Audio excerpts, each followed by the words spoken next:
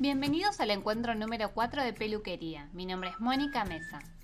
Hoy hablaremos sobre principios de corte. La unidad de corte es más amplia y compleja de lo que se cree. A lo largo de tu carrera como profesional vas a ver cómo cada peluquero tiene técnicas distintas y si bien todo es válido cuando se trata de resultados, como alumno puedes elegir las técnicas que más te funcionen con tu estilo. Por esto mismo te sugiero que nunca dejes de aprender. Un estilista siempre debe estar actualizado. Recuerden que no hay una sola manera de cortar el cabello. Existen tantas técnicas como maestros. Lo ideal es que puedas fusionar estos estilos y crear el tuyo. Hay profesionales que se inclinan por la corriente clásica y otros que son más vanguardistas, pero siempre estamos hablando de técnicas. Es decir, que no son cortes hechos al azar, sino pasos a seguir para tener los mismos resultados. Hay peluqueros que se basan en solo 3 tipos de corte. Estos son el degradé interior, el degradé exterior y el corte negativo. Estos, sumado a las distintas técnicas de styling, o sea, entresacado, picoteo, enfilado, pulido, vaciado, logran resolver cualquier tipo de corte. En lo personal creo que son técnicas más fáciles de aprender, pero muchas veces resulta difícil repetir un corte que hicimos cuando la clienta meses después nos lo vuelve a pedir. Esto no ocurre con los grados de elevación, ya que son pasos bien definidos, pero para aprenderlos debemos repasar algunos conceptos. Huesos del cráneo. Lo integran 8 huesos, uno frontal, 2 parietales, 2 temporales, un occipital, un etmoides y un efnoides. La zona delantera, que es la parte más elevada o superior de la cabeza, está compuesta por el hueso frontal, el vértex, parte de los parietales y temporales, formando estos últimos, junto con los efnoides, la zona de la sien y patilla a cada lado. En la zona posterior es la zona donde más curvatura de la cabeza hay. En ella podemos distinguir la coronilla, formada por los parietales, que da paso a la nuca alta, formada por el occipital y la parte de los temporales, para terminar en la nuca baja, formada por parte del occipital y las primeras vértebras del cuello. Como peluqueros debemos hacer un estudio morfológico antes de realizar el corte, para saber si el corte que nos solicitan va a quedarle bien o si debemos modificarlo para que se adapte mejor. A grandes rasgos debemos saber que las dimensiones desde la frente a la barbilla deben ser de unos 20 centímetros y de unos 15 centímetros de ancho a la altura de los pómulos, para que el rostro se considere ovalado. Todos los que sobrepasen o no llegan a estas proporciones formarán unas clasificaciones genéricas, que son alargados. Todos aquellos que sobrepasen los 20 centímetros de largo, encontrándonos con el óvalo alargado y con el rectangular. No se aconseja el cabello muy corto o melenas no muy largas que cubran la mandíbula y con un suave contorno hacia la cara. El efecto principal que debemos conseguir en el corte es el de acortamiento del óvalo. Anchos. Serán los que sobrepasen los 15 centímetros de ancho. Casi siempre tienen las mismas medidas de ancho que de largo y se denominan según sean más o menos redondeados, óvalos redondos y cuadrados. El efecto que debemos conseguir con el corte en estos tipos de óvalos es el de alargamiento. En la parte superior de la cabeza haremos un corte que eleve, incluso cayendo un flequillo lateral suave. Los laterales irán sin ningún volumen y en la mandíbula podemos cortar unas mechas que cubran esta zona. Mixtos. Encontramos 2 grupos, mixtos en la zona superior del óvalo.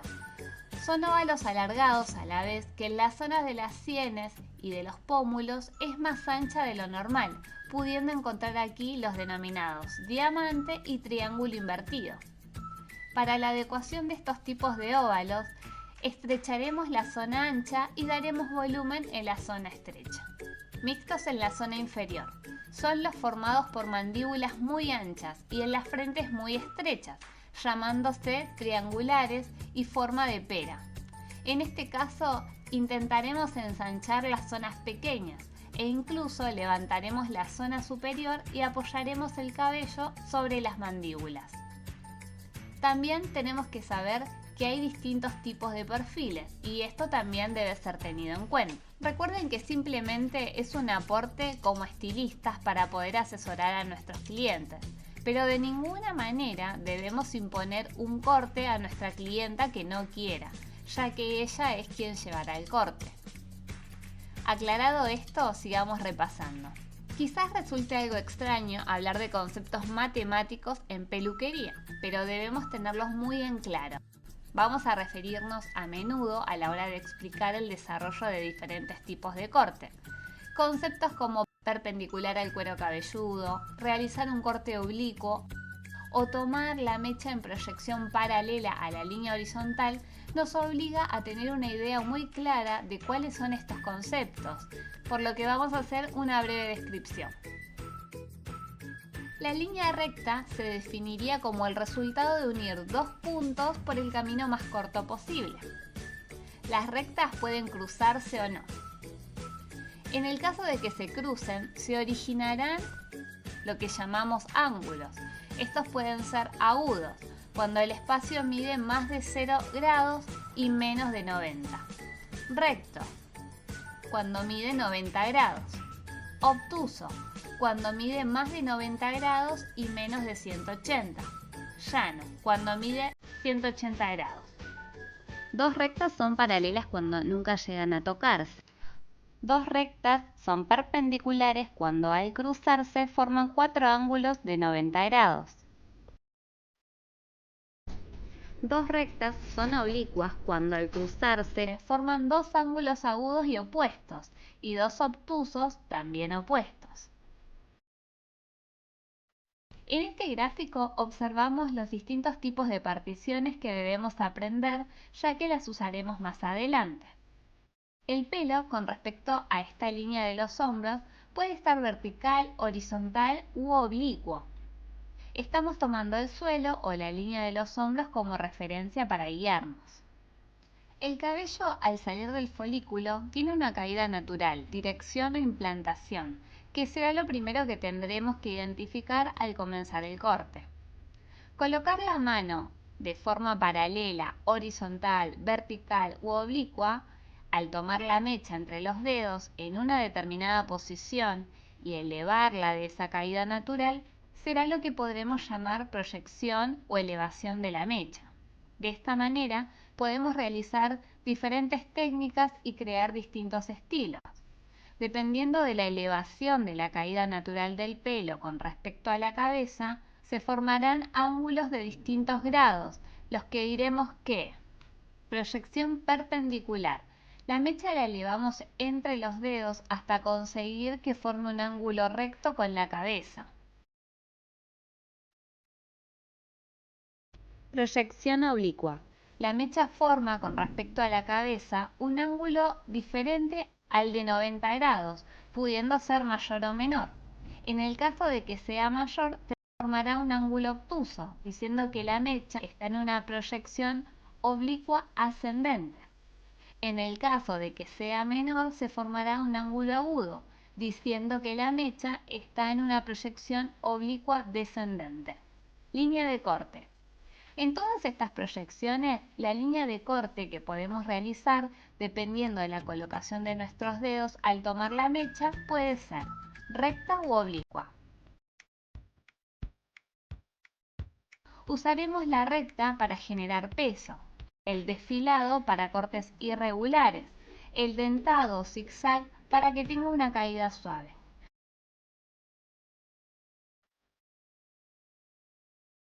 Podemos cortar vaciando para obtener menos volumen y vamos a picotear cuando queremos lograr un corte texturizado. Ahora que vimos los conceptos básicos, podemos hablar del corte en sí. Cuando el cabello cae en caída natural, vamos a decir que tiene 0 grados de elevación. Lo vamos a usar para cortes de punta. Que un corte sea a 0 grados no implica que siempre sea recto. Si la misma mecha la elevamos formando un ángulo de 45 grados, vamos a lograr que la parte más baja quede más corta con respecto a la de arriba, lo que resulta ideal para los bob.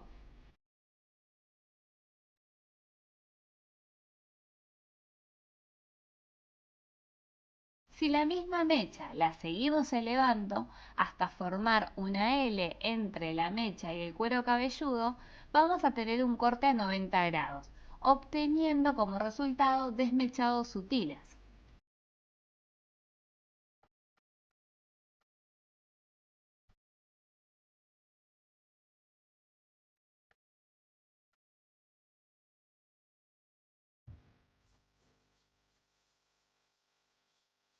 Si queremos lograr un desmechado de mejor impacto, vamos a seguir elevando la mecha hasta obtener un ángulo de 135 grados.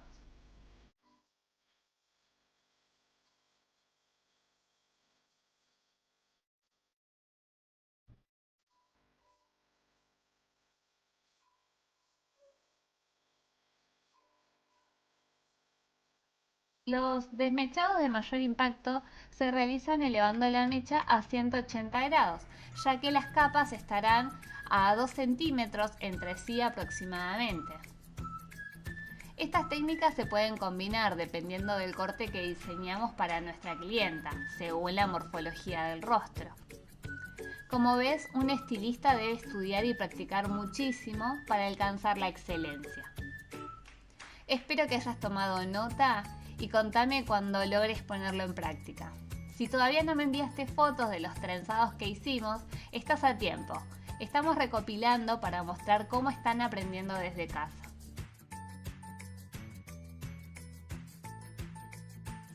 Sobre el final quiero enseñarles la trenza espiga.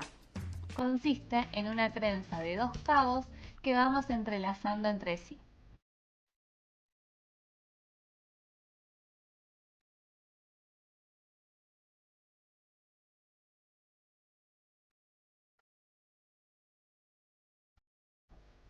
Con esta también podemos crear infinidad de peinados.